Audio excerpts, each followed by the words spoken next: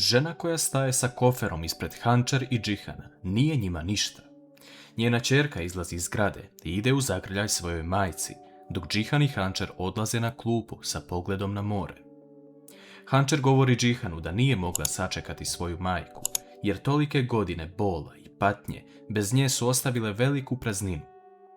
Džihanova ljubav prema Hančer je nju naučila kako da voli i da se odnosi prema svemu, tako da je ipak odlučila da zadrži ono što već zna za sebe.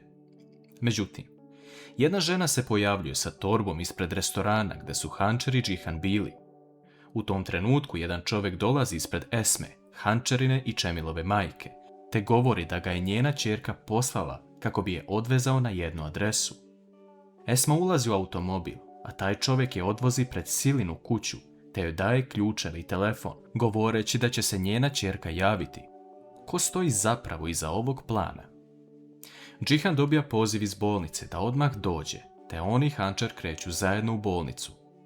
Tamo ih dočeka medicinska sestra i govori da je njegova majka imala aritmiju, te joj je srce stalo na nekoliko trenutaka, ali su uspjeli da je vrate u život. Nakon što je došla sebi, izgovorila je Džihanovo ime, te bi bilo najbolje da on ostane danas ovdje, dok je ne probude opet. Engin i Sila su na medenom mesecu. Engin spominje Sili da bi bilo lepo da imaju devojčicu sa tako plavim očima kao što su Siline, ali ona ne želi da priča o toj temi. Engin ovo postaje malo čudno, jer je mislio da će se odnos promijeniti. Međutim, ni sam ne zna šta ga čeka kada se vrati u Istanbul. Metin dolazi u vilu sam, a Mine mu trči u zagrljaj, govoreći da je nedostaje majka. Sve to sluša Gulsum i vidi da nešto nije u redu. Naime, Metin govori da će sinem otići nekoliko dana na odmor, te da Mine ode i spakuje joj stvari u torbu. Gulsum odlazi da pomogne Mine, a Mine se seti da ima još nešto da spakuje majci. U tom trenutku dolazi Metin koji se već čuo sa Džihanom i treba da krene u bolnicu, a Gulsum ga pita da li je sve u redu sa sinem. Metin govori da bi ona možda mogla stati u ovu torbu, pa da je odvede kod sinem, ako joj je toliko stalo. Gulsum se uplaši i ne progovara ni jednu reč više. Metin uzima torbu i odlazi sa automobilom, ali šta se zapravo desilo sa sinem?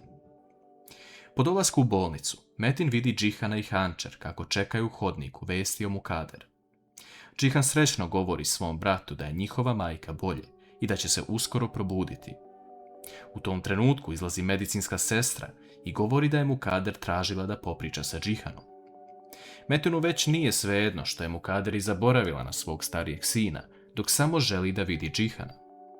Mukader pita Džihana kako su on i Hančer, ne spominjujući Metina. Džihan govori da je sve u redu. Mukader govori da je mnogo toga lošeg uradila i loše se dešavalo, ali sada ima samo jednu želju, a to je da bude srećna pored svoja dva sina i unukom. Po izlasku iz sobe, Džihan govori da je Mukader pitala za Hančer i da se osjeća mnogo bolje. Međutim, Džihan želi da popriča sa Hančer i Metinom o nečemu veoma važnom. On govori da su dugo vremena bili u zamci i da žena koja je kriva za gubitak života njihovog oca danas izlazi iz zatvora. Metin se pravi da mu ništa nije jasno, a Hančer pita šta se dešava. Džihan govori da ta žena ima ćerku i da su mnogo vremena u organizovanoj zamci. U međuvremenu, Esma ulazi u Silinu kuću, ne znajući šta se dešava, i tada joj zvoni telefon na kom piše ćerka. Esma se javlja, a Sila joj govori: majko, kakva nas dešavanja očekuju u narednim epizodama, kada istina već izlazi na videlo.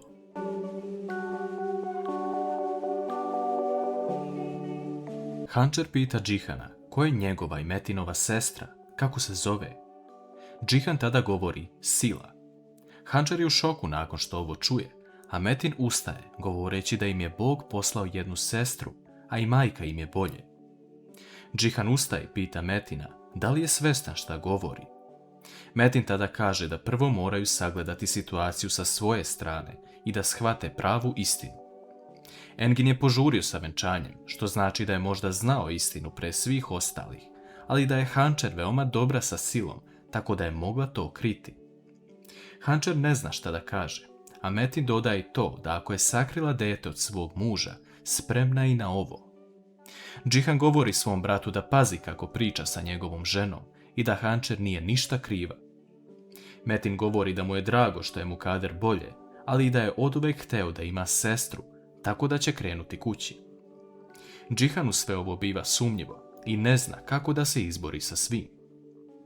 Sila govori Esmi da se malo strpi jer će ona uskoro doći i sve joj ispričati, a Engin vidi Silu kako priča sa nekim na telefon. Sila prekida poziv, a Engin je pita zar se nisu dogovorili da ne koriste mobilne telefone. Sila govori da je pričala sa majkom i jedva čeka da ih upozna. Engin se šokira nakon što to čuje, jer mu je Sila rekla da nema majku, ali ona samo kaže da se odjednom pojavila i nazvala je. Ovo sve deluje sumnjivo Enginu. Gulsum pronalazi torbu koju su ona i Mine spakovali za Sinem u kanti za smeće pored vile. Ona se šokira što to vidi i shvata da se ovdje dešava nešto mnogo ozbiljnije. Vidimo scenu gdje Metin donosi Sinem doručak u jednom skladištu gdje je ona u lancima. Sinem govori da će sve uraditi kako bi se vratila svojoj ćerci, a Metin govori da još nije vrijeme da izađe odavde. Uveče, Hančer priča sa Čemilom na telefon. Čemil je srećan i napokon živi život kakav je zaslužio. Ona ga pita zar barem ne pomisli na Emira, a Čemil govori da Emir ima posebno mesto u njegovom srcu. Džihan dolazi na kapiju vile i dobija telefonski poziv od čovjeka koji je organizovan od strane Metina za Džihanovu selidbu. Džihan nije obavešten o tome, a Metin se u tom trenutku pojavljuje, govoreći da je mislio da mu treba pomoć. Metin odlazi, a Džihanu ovo biva sve više čudno od strane njegovog brata. Džihan odlazi u kuću, pa čak ne može ni da jede. Hančer ga pita šta se desilo, a Džihan ne može da izbaci iz glave to da ih je otac ostavio bez da se okrenuo. Džihan je tada bio mali i nije imao snage da mu kaže da ne ide. Također on spominje Hančerinu majku. Kako je tako mogla da ode od svoje dece i da ti ljudi nemaju emocije u sebi? U jednom trenutku neko zvoni na vrata, a to je Gulsum. Ona želi nas samo da popriča sa Džihanom i govori mu da je Metin danas naredio da ona i Mine spakuju stvari Sinem. Međutim, Gulsum je danas otišla do kante za smeće i vidjela torbu u toj kanti, što znači da Metin uopšte nije odneo stvari Sinem. Ona ga zamoli da to ne kaže Metinu, a Džihan govori da je sve u redu i da može ići. Džihan odlazi do Hančer da joj kaže kako će otići do svog brata, a Hančer mu govori da pošalje Mine kod nje kako ne bi bila sama. Džihan odlazi u vilu, a Mine kreće kod Hančer. U tom trenutku Džihan i Metin ostaju sami u dnevnom boravku i Džihan ga pita šta se desilo sa Sinem i gde je ona. Metin govori da to ne treba da ga brine, ali Džihan tada izgovara da je saznao nešto, ali i to da Metin ne može da kontroliše svoj bes.